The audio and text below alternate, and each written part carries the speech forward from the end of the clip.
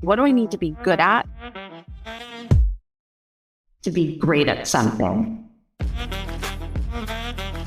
Hello, everyone. You are listening to She Leads with Carly. And in this show, we talk to the absolute best, brightest, and yes, badass leaders. Tap into where your natural curiosity takes you. Just making sure you're not your own roadblock. Even if you do fall, you're going to fall and you're going to learn. Together, let's build a DNA of what it takes to rise to the top and truly make an impact.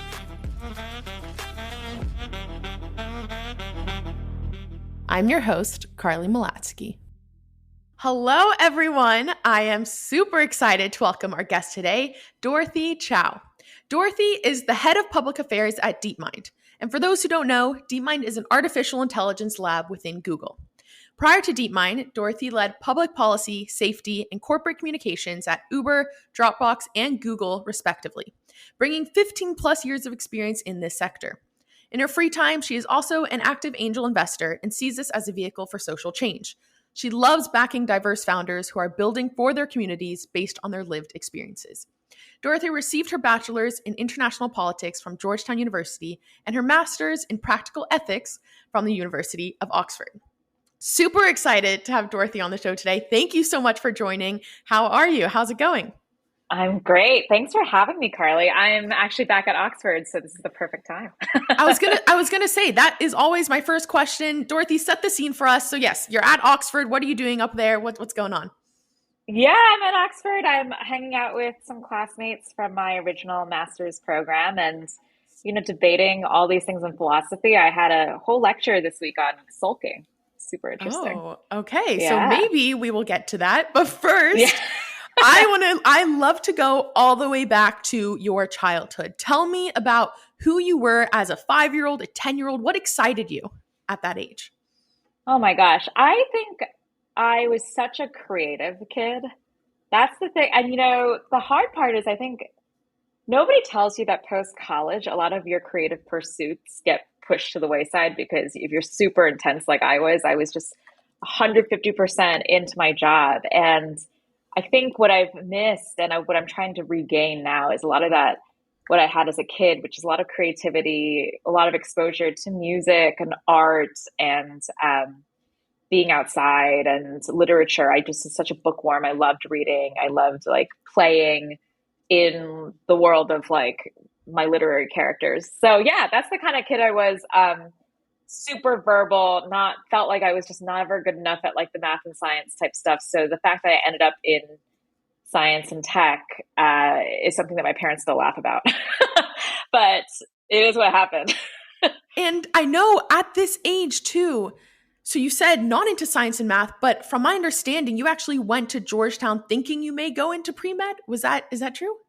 Pre-law or this is the thing. When you grow up in an Asian American household, those are the options, right? You're going to be a doctor or a lawyer. And I just wasn't, I knew I wasn't suited to it. My parents both being in drug discovery, my brother is a doctor. And I always knew I wanted to do something in basically the humanities. So I thought I wanted to go and become an international human rights lawyer or something like that. And I think partway through, I just realized, I'm not sure I want to keep doing school. I went to school and I studied international human rights. A lot of that has to do with a lot of pretty gruesome stuff. And you kind of are drawn to it because you believe in justice. But when you're in school, you're learning about it. You're writing all these papers, but you don't feel like you're having any impact. And so I actually ended up graduating a semester early, partly because I was I just can't keep having all this stuff on my mind, but not doing anything about it. And so I ended up graduating early. And because I graduated into a huge recession, and because I wasn't sure that I wanted to keep doing school, I ended up saying, you know what, maybe I can figure out law school later if I want to. And I never went back. Okay. Wow. Yeah. Also, I can relate a lot to so I'm Jewish, right? And that's also very similar. Pre-med, pre-law, those are the two paths. And very similarly, my family of doctors. So I was like, you know what? I guess that's what I got to do. But anyway, when you discovered first of all, when did this passion for politics or ethics, when did that, if you look back, when do you think is the first point of, origin and the interest there? I mean, I'm always the kind of kid who is asking like why. And I think I was a really sensitive person. And so Okay. when something bad is happening to someone else, my mind immediately goes to, oh, but like that shouldn't be happening. Why is that happening? And like, what made it okay for that to happen? Like, if these were things that I was always thinking about. My dad used to play this little game with me where when I was like a toddler, if I saw someone sad on television, he would say, Dorothy, what's going on? And I would just get really sad. And I'd be like, that person's really sad. Like, it's really Wow. hurting them. And I think over time, I tried to steel myself to that, which is why, like, I think I'm somebody who has a lot of energy. And so the active energy makes you want to be like, I'm angry about it. I want to do something about it. But I've learned also like that, as a kid, when you feel that like, oh, that's sad, that's really sad, like learning how to cope with that and turn that into something that inspires you is a whole like navigation of that process. Right. So, yeah. So at Georgetown, I could definitely understand how, given that passion, that energy could go towards law, right? And solving it in that lens. Totally. Yeah. But walk me through, from my understanding, you decided maybe managing consulting, you had an offer there, and then something else came up. Walk me through that process. How were you thinking of your career long-term? I mean, we all go to school thinking we're going to save the world, at least if you're like me, too. And Georgetown is all about social justice and living for others. So I was like, yeah. And then I was like, I really don't want to take the LSAT. I am a horrible test taker. I get really nervous. I have a high anxiety. I really didn't want to do it. I think writing has always been a good outlet for me. Like if I were like an essay test, I'm fine. But the multiple choice thing, I was the kid who took like the SATs way too many times, just thinking I could always do better. Oh, I'm not doing some like other tests. That's just not what I can handle right now. And so I just kind of wrote it off. And so when I did that, and I felt like it was like losing a little bit of my compass on what I wanted to do. And I was watching everybody go through this like major rush towards management consulting and banking. And back then, this is like 2007, 2008, it was super prestigious to go into those fields. And I was like, well, clearly, since I don't know what to do, I should do what everybody else thinks is prestigious. So I'm going to go to interview and this huge fall rush. And I did like the morning interview, the evening interview, cried in between, cried afterwards. And then I just think like, you get these case interview questions that are like, how many golf balls can you fit in a school bus? And then like, I look at that now and I'm like, you're just basically teaching people to bullshit and be confident versus actually understanding who they are and do they have the skills and the passion and the values it will take to do this job. So it's interesting because now those questions have been known to be bad for women across the board, right? It's like a well-known thing and I think they don't ask those questions anymore. I was just intimidated out of my mind. And so I did end up with a consulting offer, practice those interview questions with a good friend enough times. And then, so I thought I was going to go do that in the fall. And then I ended up graduating a semester early, like I said, unexpectedly. And my parents were like, well, you're either moving home or you're going to figure out how to support yourself. And I was like, oh crap, I didn't think about that part. So I remember I applied to work at Anthropology at Coach, thinking, I could do retail for a bit and see what, like, just take a break. Need a job. And I applied to Google. Yeah. And then I applied to Google in Washington, D.C. and they had just opened their office. It was like 10 people, but I didn't know any of the context at the time, right? I was just like, whatever. It seems like a great opportunity if I could get it. Yeah. And they gave me this internship and it came through very quickly, which normally if you know Google at that time, they dragged out every process that would never have happened. I actually got the offer for that before I got any of the retail offers, which is crazy. They kind of just put me to work as a full-time intern. And part of the reason why they gave me that job was because they were like, she already has a job, so we don't have to worry about like she's not looking to get anything else after this. And about halfway through that internship, they asked me if I would consider reneging on my offer for consulting to stay.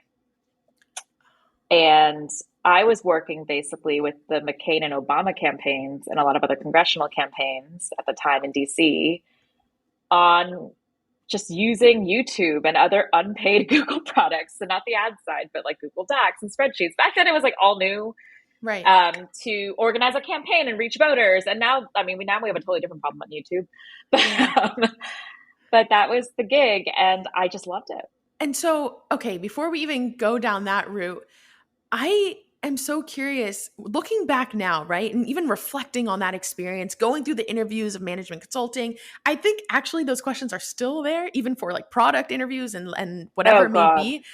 And it's so fascinating just hearing you talk about it, because I think such a big part is that confidence piece. So I think, like you said, for Yeah. women, it may be harder, which is a whole discussion in its own.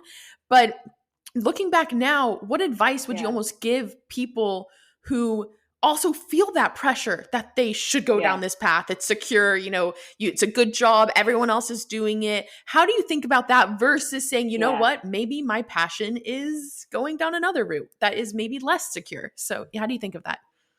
Oh my gosh. If I could, I 150% think that the greatest thing in life that I feel now is living in alignment with your values,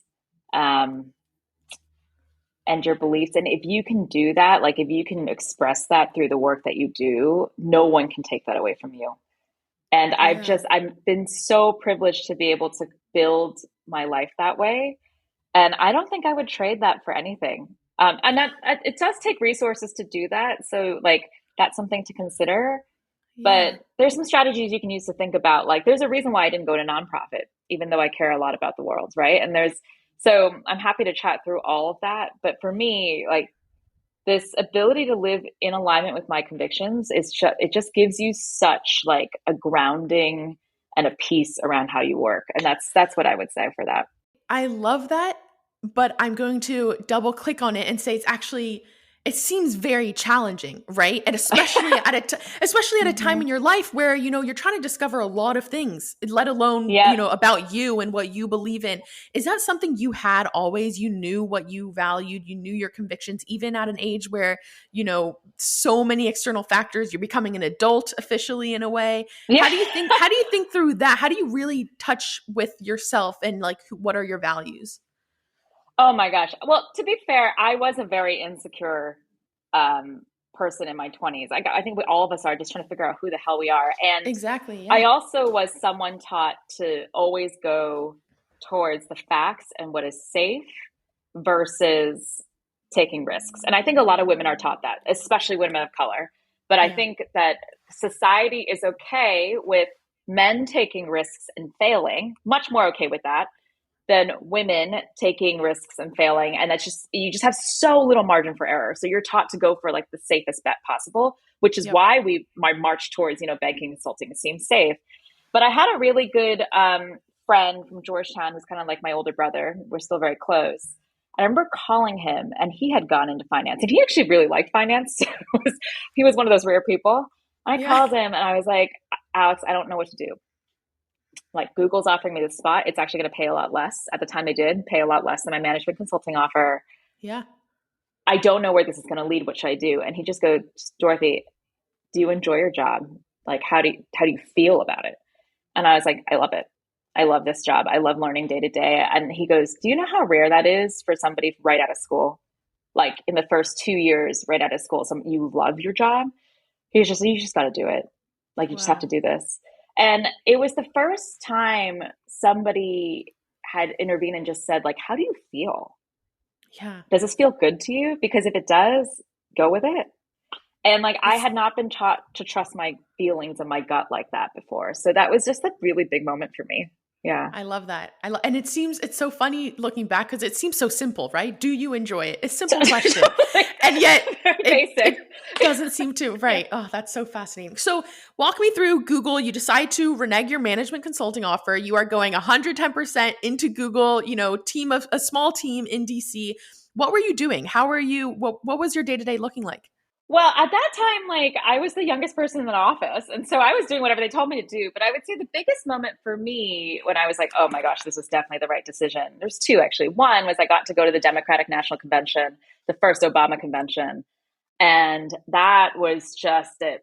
Google back then is not the Google it is now. And so what that was just like introducing people to a tech run campaign at all. And the idea that you could bring the electorate so much closer to the candidate through social media and other things. Now there are concerns with that now, obviously, but back then that was so novel, and it felt like we were, democratizing access to information truly, like about candidates and about the political process, and getting more civic engagement through the internet. So that felt so amazing.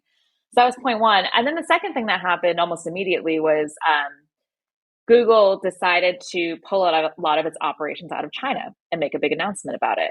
And so for me, this was like the best opportunity I could have gotten. Like, it was all hands on deck. I got the chance to work with our vice president of like policy and comms at that time and write our testimony for Congress for why we left China and all the human rights issues that we had discovered and all this information about privacy and security of user data and Gmail and what that might mean. And it was like baptism by fire. Like, I wasn't sleeping. I was writing speeches. I was hardly eating. But like, it felt like, wow, I'm so passionate about human rights. This is what I care about. I'm Taiwanese. Like, this is amazing. So that was my first big moment. But yeah, that was a lot of what I was doing, which is like going up to meet people on the Hill and in Congress to talk about our positioning on this and why it mattered, briefing executives, writing speeches, writing our testimony. And so for me, it felt like, everything I said about, I'm working on like studying atrocities, but not making a difference. This felt different. This felt like real impact and moving the needle. Absolutely. Do you think, looking now, throughout your career, do you think people who have similar passions to you, right? Either whether it's human rights, whether it's public policy, whatever it may be, do you think there still needs to be a better bridge or a bigger bridge between tech? Like, is that the first thing that people are still thinking of as, I could go through tech and make that impact? Or is it more so the maybe conventional approach? Because in my mind, I think it's actually still its own sector that you don't think about necessarily. But how do you think through that? I mean, I didn't know this job existed when I was at Georgetown. Had no idea. Truth be told, like, they were fewer and further between back then. There are definitely more companies now hiring people with policy backgrounds. Look, I think that policy can be an incredibly relational and translational job in tech. What you are trying to do is build trust and earn trust from the public in the tools that you're building. And a lot of that has to be done in partnership with the public sector. I think traditionally tech is very averse to politics and regulation. But I think to a certain degree, you really only get responsible innovation when you partner with the public sector. These people are elected officials. Elected officials should be one of your biggest user signals because they're literally elected to represent your users. And I think people don't take that seriously enough. And there's so much work, to your point, that can be done to narrow that gap, especially for people who care deeply about democracy and the future of how society works. It's not just tech that is building that. And certainly tech should not be doing that on their own, right? It should be something that we agree on together if it's something that's going to impact all of society. So I can go a couple, obviously, different directions here. But before I even go to, you went to corporate communications, led that at Google, and then obviously to Dropbox. So we'll get to that. But you were almost at the very forefront of what this looks like from a policy aspect in tech, right? With, campaigns and presidential campaigns, whatever that looked like. Looking now, do you think there is something fundamentally missing at these early stages that need to be addressed, given that, as we've seen, it can go in a whole spiraling effect? And that actually can be applied in any domain, right? Whether it's, Instagram, when it started, they weren't thinking about, the number of likes is, validation and self-worth and mental health, whatever it may be. How do you think about that? Yeah, I mean, as you know, I work with a lot of founders now from an angel investing perspective. And one of the biggest things I look for when I'm looking to make an investment is this founder somebody who sees the entire ecosystem and is thinking about their role as somebody in that ecosystem, or are they just looking to build for themselves, right? There's a big difference in the way that founders orient themselves in the world. And the way a friend and I often talk about it is like, that optical illusion where everybody sees a rabbit, but then some people see a duck. I'm like, I want to find the person that sees a duck. And often the person that sees the duck is somebody who's been through a different life experience that has caused them to see the duck, or has done a lot of self-reflection and about why they're doing what they're doing, which is enabling them to see the duck, or is really curious about why this thing operates this way and what are the power dynamics, the social dynamics, and the economic dynamics that make it move that way. And so I do look for that. And I think inherent in that kind of founder is a predisposition towards what is my product or service going to do in the world? And how do I steer that impact so that it is, equitable, so it's largely beneficial? How do I handle the risks if something goes wrong? Because it will go wrong. Software always has bugs. What am I going to do to help redress or address, the issues that are raised? But those are things I really do look for in a founder, rather than build and get the biggest valuation, because a lot of these valuations are fake. Yeah. So, yeah. All facts right there. And I can see it too, working at Floodgate, we see it often, right? It's who is just, those technical builders, which they could be absolutely, brilliant at building, but then it's that level deeper that you just mentioned, which is so important. I love that. So Dorothy, you end up going to Dropbox and leading corporate communications. Before we even go into what is corporate communications, what does that role look like? Corporate communications is just all the media relations and the public profile that you're giving the companies. I actually see it as broad reputation management. Is kind of what I see as that. You're managing how the company is seen by business reporters, by people who will otherwise set the tone of the market and have an opinion about how you guys are operating. And what you're trying to do is give people access to the information inside the company so that they can weave together that narrative and that story. And as much as you can, I always say that companies largely get the reputation they deserve. So it has that external component. But I actually think a lot of what I try to do also is ask the companies questions around, okay, so do you have a good answer to why people should trust you? Do you have a good answer to why people should use your services, and why this is going to be a stable investment for people? Having those you have to have good answers to those questions. And a lot of that comes from, I think, strong values and culture. Those are the core components of reputation. The communications part of it is the gloss over all of that, or it's the icing on the cake. But if you have bad ingredients in the cake, it's not going to taste good. So a lot of it is working both internally and externally, which people don't always recognize. How do you balance the ensuring that you're building a great reputation, you're getting the great messaging out there, but also with being very ethical and trustworthy and, because unfortunately, I think what we've seen with tech, maybe I have the pessimistic view, I don't know, but we've seen, there's, a kind of infringements of privacy, and there's so many things at play here. And it's only, it's only going further down that path, maybe. But how did you balance that of saying, okay, this is very important that we send this messaging out, but also ensuring that we're building trust and we're building in the most right way? I think comms is such a great role, because what you can really do is hold up a mirror to the founder at the company, right? And say, this is what people are seeing. Is that what you're okay with seeing? And I think it's a really cool role that way, because often when decisions were being made at each of these companies I worked at, no matter what role I was in, I would say, okay, well, here is the external perspective. Either I would ask somebody external what they thought, in a much more veiled way, hypothetically, blah, blah, blah, blah. Or I would just, kind of surmise based on my experience with a lot of people outside the company, hey, this is how this is going to reflect. Is this what you want? And is that okay with you?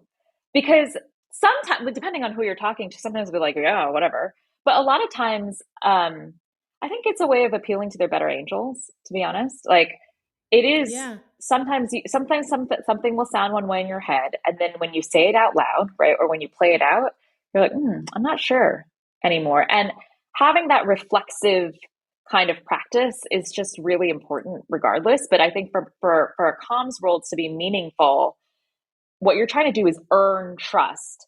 And, a lot of times copycat companies say, oh, that was just a misunderstanding. They were misunderstood. And I'm like, they were misunderstanding what I did. Were they really? If you really ask that hard question, were they misunderstanding, or is that just what happened? And are you okay with that? Because you have the ability to change if you want to. And so a lot of the decisions that were being made at these higher levels, is around, I feel like it's a really cool position from which you can have a lot of impact, if you want to. And so at Dropbox, and then afterwards, you decide to go to Uber. I would love to walk me through almost your thought process, changing companies. And obviously, I would love to hear your Uber experience. But first, walk me through, what were you optimizing for? How did you determine, this is the next step for me, and I'm ready to take that next step into a new company? So my biggest lesson, I will say, no matter what role you're applying for or going for, is that at the end of the day, your quality of life is determined by the people you're working around. No questions. That is just the number one thing. No matter how much they're paying you, no matter what title you have, that is the number one thing that defines your day-to-day. And so when I went to Dropbox, the kindest people. I mean, it was just an amazing exec team. Ramsey Hamsani, who is now a founder as well, was my general counsel, and he was leading a broad set of teams that I had the privilege of joining. I worked for a woman who I'm still very, very close with, who's now in venture. And so it was just a cool group of people. And it was all interesting because it was a really bunch of early stage people. So a lot of them are now all in VC or founders themselves. And so I was only at Dropbox like 18 months or less, but I feel like the relationships I built there are now ones that I've completely gone full circle and circled back to, because a lot of them are in AI or they're in VC, and it's just such a cool network to have. But so when I went to Uber, which was interesting because it's all about people, I was talking to an executive who I'd worked for previously at Google, and she had gone to Uber, and she got on the phone with me, and I said, look, I don't agree with any of your political positions at this company. And I've also heard horrible things about working there as a woman. So I just really don't think this is for me. And she just looks at me and she goes, Dorothy, you care a lot about the world. And this company is going to have a huge impact on the world, whether you like it or not. So either you don't do anything about that, or you come here for at least a year and stop throwing rocks at glass houses and see what we can do together. And for me, I was like, shit, that's so compelling. So I went and I ran consumer protection and safety there, but it was really about looking at every single one of their processes, especially up to like leading in the intention of leading up to them going public, and thinking, what do we do about this? So one of my interview questions that they asked me was a bit like a case interview, which was, one day we're going to have a volume of rides every day at which there will be at least one person or more getting into accidents, being assaulted. That's just what happens with running a huge company with people in small spaces. And how are you going to deal with that from a policy and comms perspective? So that's the kind of thing that challenge that I was thinking a lot about. And I thought it was worth going for. So yeah. And then through that time, almost this woman that you talked to very much prepared you in a way, because it was hard. It was a hard experience. Very hard. Yeah. First, what was the most challenging part of working at Uber once you actually got their hands dirty? Most challenging part was that I'd only worked at Google and Dropbox prior to that. And it was early Google, early Dropbox. I had not worked with an exec team where we had fundamental values disagreements, like real values disagreements. And I had not worked, certainly not at that proximity with executives who we just like did not see eye to eye. We did not share the same principles at all. And yet I felt like the product was interacting with so many people that I felt like this moral obligation to just say what I needed to say. And I'd never worked on something where I was dealing with people's daily lives, right? Like cloud storage and like Google products at that, they're still pretty far away. Email, like, docs, like it's Right. still pretty far away from like real life situations. This was like logistics on the ground. And so, every time they asked me something about changing safety protocols, um, because at that time, what they were looking at was they felt like safety costs was just equal to a background check, which onboarding drivers was probably the most expensive part of the business at that point in time. And so they were looking at all the different ways to streamline that.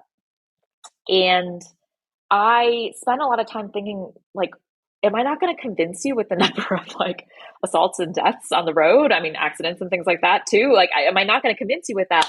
And then I thought to myself, okay, the the thing that matters to them is the bottom line. So what I did was I got the litigation team and the insurance team to put together their costs.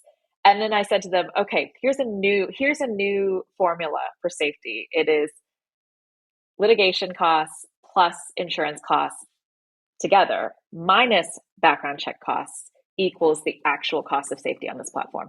And that was one of the things I did that started to move the needle towards a different formula. And what I was learning there was like actually really valuable, which is in most parts of your career, you are not going to sit at the table with people who entirely share your values. That is going to happen over and over and over. And so how do you, while holding on to your values, bring people along? Like that's a leadership skill. Leadership is actually about bringing people along who also disagree with you. And that I'm really grateful for having learned there. From there, yeah, that's a lesson that you can take really anywhere.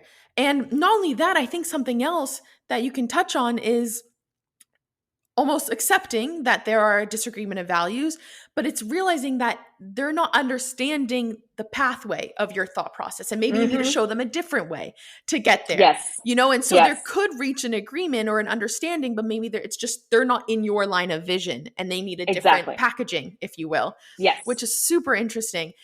And beyond that, almost when you look back at Uber, you said it yourself, right? It was not, fun per se. It was hard. It was challenging. How do you balance ensuring that you're sticking through with a job because either you're learning or growing or whatever may be, versus saying, you know what, it's actually, even though it's been short, or you know what, I need to actually remove myself because I'm being affected, either my mental health or whatever it may be. How do you balance the two? Totally. Hats? Yeah. Yeah. And I think that calculation can change over time at the company, right? I think there's questions I ask myself, like, am I making the difference I want to make? Do I see the impact coming from that relative to the amount of energy and time spent? I think that for me, output really matters.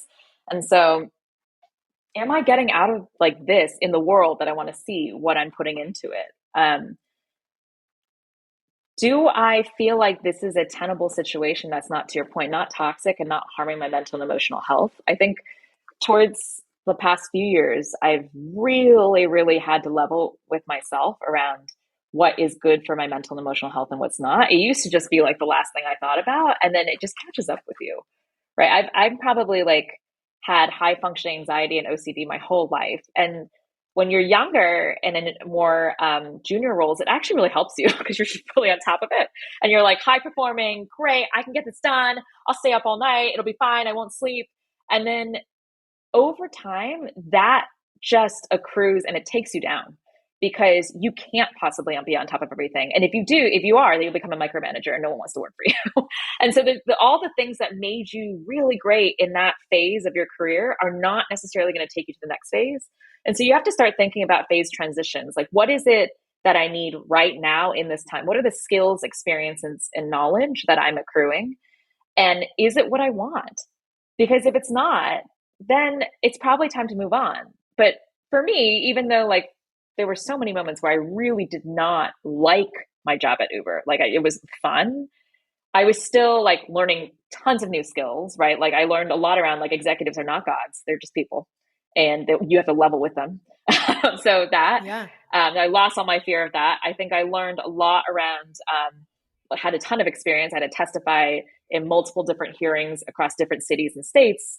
And then knowledge, like I was learning so much about, the two highest costs in American households day to day are housing and transportation. And so transportation matters a lot.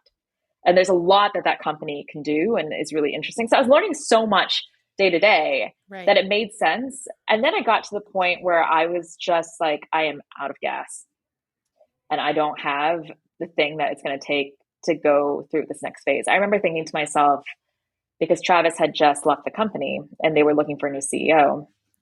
And I was thinking, if I want to stay to really make a difference next, I have to stay for at least 2-3 years to really see them through this next phase. Wow. And I just don't think I have it in me to do that. And so that's why the next transition happened. Yeah, super interesting. And I think it's so important, and you touched on it, is very much stepping outside of yourself in a way and being true to yourself, right? And recognizing, okay, this is where I am growing or I am learning, or even like you said, right? You wanted to have that impact at Uber, but you realize it has to be another 2-3 years, and that's not sustainable for you. So now leading public affairs at DeepMind, and obviously take me through this process. I can assume from your story that you are so driven by this ability to make an impact at almost a wide scale, right? Like Uber, you kind of knew going in, but then you also, that girl, she said one thing of how, it's used by billions of people, and you were like, okay, I have to do it. So walk me through your process walk me through the process for joining DeepMind and being almost at the forefront of this crazy new technology that's kind of taking us by storm in a way. I mean, when I was thinking about DeepMind, a lot of what was running through my mind was I just believe so deeply in social change. To the start of the intro that you read, and I was thinking about what are the fastest vehicles for social change. And at the time, I had talked to a whole bunch of people, and it was really interesting because it was back when AI wasn't that hot yet, but they were like, that's where a lot of the energy and interesting policy work is going. And sometimes I think it's also important. What I recognized at Uber was that when policy is existential to the business, like at an Uber or at an Airbnb, and you're working in a regulated sector, there's a different feeling than when you're working at a company where it's like, well, maybe it'll get regulated. And so what I saw with AI a little bit was we need to build a lot of the institutions now, because this thing is going to affect every regulated sector. I'd worked in self-driving related policy right before I left Uber, and all I could think to myself was, oh, this is interesting because you're literally constructing everything fresh in this industry that hasn't happened before. And I saw the chance to do that with AI, and that's what really got me going. I was like, oh my gosh, instead of like reactively dealing with stuff, I get the chance to build something completely new and set up the infrastructure for this industry. Like that's going to be great. So I wanted to do a lot of that policy infrastructure work so that we could think about what are the right ways to really usher in, like, if technology can be used in ways that benefit people, so you make more equitable outcomes happen, what would that look like? Like, what is required for that to be the case? And so that's what inspired me, I think, to move in that direction. How important is having a technical background needed for having these informed decisions and making these informed decisions, whether it's about public affairs, ethical decisions? How do you think through that? Because when I look at your background, I see the technical experience purely from the companies you've worked at, but you also studied, public policy at Georgetown. So how do you balance that? How important is it? I think you have to be curious about it. It's not that you have to have like a PhD in machine learning to be able to do policy work on AI. I don't think that's the case at all. In fact, I didn't really know anything about AI before I joined the company. But I think what I developed over my time at Google and Dropbox and Uber was like a genuine curiosity about what made the business work. I think when I was at Uber, I was one of the first people to ask somebody to map out the entire structure of how pricing worked at the company. And he was like, oh, doesn't he want to, I was like, yeah, I need to know. I want to know the ins and outs of how this works in every city, how it's like, and I'm that person who wants to dig in to find all the facts. And I think that makes me want to read the papers. Now, I think that women are often intimidated out of those situations and environments, and are made to feel small and like, oh, she can't possibly be technical, so like she's not qualified to. But that doesn't mean I don't bring something different to the table, and that if I understand enough of this core, I can tell you, for example, how the FTC might regulate you. Like that I do know how to do, and that is valuable information from running this business. And so I think it's learning that, for me, it was learning that like, oh, I have something to add and I can grok this. Like, I do think I'm a quick study. And so I've been able to wrap my head around, information security when I was at Google. I could wrap my head around privacy issues, and certainly wrap my head around a lot of the other drivers for what we now would largely consider content regulation policy, which is one of the biggest things out there. And so a lot of that has to do with understanding social science and the world as much as it has to do with understanding the technical specs. And if you can put the two together and be conversant, you'll be fine, which I honestly think most people can do. I think we give people way too little credit, and way too many barriers to being, able to participate in the tech ecosystem, honestly. I love that. And I'm so happy you said that. And even going a step further, and you mentioned this briefly, but what do you think needs to happen to ensure that we're getting more diverse voices, whether it's women, whether it's people of color, whoever it is? How important is it? And who do you think is responsible for pushing that change? Oh gosh, I think that anybody with a bit of privilege, it is your responsibility. And I think people need to be like, the thing I think I get most fired up about is not necessarily the status quo, although it's upsetting that tech is so not diverse, and extremely male dominated. But I think the hardest part for me is like, how do you not see it? Like, how do you not see that on this decision-making email that is not a single woman involved?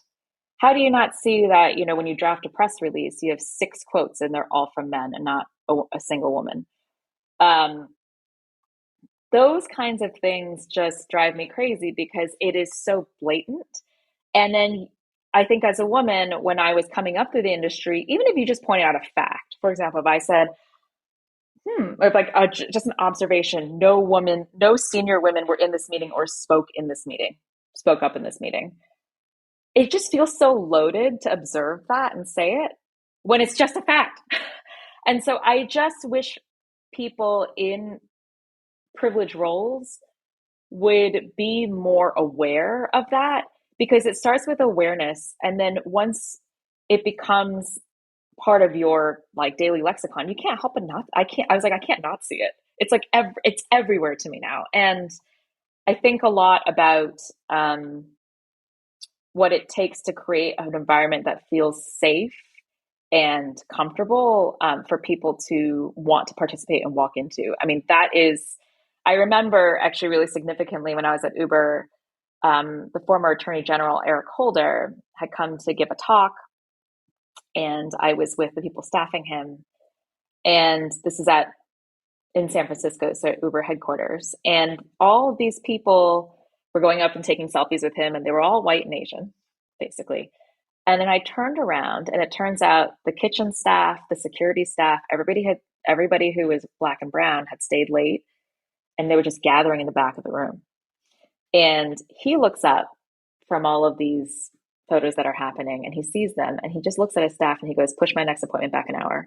And he just walks straight down the aisle and goes and just like starts like chatting it up with them. And I just started crying. I just started bawling. I was like, I can't, because it was so stark in that moment that the spheres that we're living in are not the same, and it's not okay, and it shouldn't be that way. And I'm part of this, and how do you become a leader like him who sees them and sees that and wants to create that bridge between the divide versus one that like is just okay taking the selfie? Like that, I think, is such a big moment for me. And I've loved working for leaders who who see that. Wow, I love that. And I think it's so important even just to share these stories. I think the power of exposure goes such a long way. And so I love that. And I'm really happy you shared that. Okay, more fun questions, if you will. Sure. But Dorothy, yeah. I would love to know, what is your hottest take? My hottest take. I was thinking about this when you had added in like a convictions thing, and I was like, well, controversy and conviction is, I think, what you put. My most controversial thing is I love ancient traditions, and so I have a weird, funny thing about astrology. I love it. I think it's amazing. Okay. I think no matter who you are, it's a great prompt for you to think about what's going on in my life and why is it happening. And so I love it. I love all kinds of ancient myths and traditions and astrologies and like different like woo-woo things, because I just think they must have known things that we didn't. They didn't have all these distractions in their lives. And so I think that's the funniest thing about me is I'm super woo-woo, even though I work with a bunch of scientists. So yeah. I love that. Okay, so I have to ask, what's your sign? Sagittarius sun sign, which is, I think, goes with all the philosophical and travel. And then I am a Leo moon and rising. So all fire. Okay. So I wouldn't even be able to tell you the sun versus moon versus rising. I think I've looked at it at some point, but I do know I'm an Aquarius, born in February. Woo! That's the extent. So that means we get along. Yes. That's a good match. Okay. Well, there we go. I think you're right. I think it's a factual, I believe it. So yeah. Dorothy, what would you say is your superpower? Oh, I think my superpower is connection. I think it's so much more powerful than control. And so when I think about managing teams, a lot of what I think about is like, how do I connect with this person? How do I understand where they're coming from? How do I like help them realize what they want and what their goals are, and then give them the skills, knowledge, and experience to get there? Like a lot of what I think about is like, if no matter where you work, whether it's for me or somebody else, like I just want you to feel like the confidence that you can land and you will be great. Yeah. And that is, I think, the biggest thing. And I think you can't do that with someone unless there's like a connect. Although I think it's easier for some people to manage via control. And I've experienced that personally. My mentor and friend, I think just changed the way I see people management completely because of that. And so that is now how I think about, but yeah, that is now my superpower, because I think it's the thing that means the most to me. It's how people feel day to day around you at work versus like the work will get done. Like you hire good people, the work will get done, but how you make them, how people feel around you as you're getting that work done, that's the difference. I love it so much. And I think that actually comes up, the power, like empathy, having empathy, practicing empathy, improving, growing, whatever that looks like. I think that is such a powerful thing that I've seen incredible leaders like yourself kind of embody. So I love that. Well, thank you so much for coming on the show. Yeah. I've absolutely loved it and I really appreciate it. So thank you. Yeah. Well, thanks for having me, Carly. It's amazing what you do. So thank you for inspiring all of us to share. It's not always easy to do that. So thanks for creating the space for it. Thank you so much for listening to the show this week. If you enjoyed, please spread the word. Tell someone about She Leads or post about it on social media and tag us. If you want to contact us, feel free to send over a message through the She Leads Instagram page at sheleads.show. If you want to follow us on Twitter, our account is at SheLeadsShow and mine is at Carly Malatsky. This episode was produced and edited by Nick Furshow. Thank you also to our partner, Floodgate. If you're passionate about startups and want to learn more about the starting journey of those who have built groundbreaking companies, I highly recommend listening to Starting Greatness with Mike Maples Jr., the founding partner of Floodgate. He has an incredible show that, in my opinion, is definitely worth your time. Thanks again.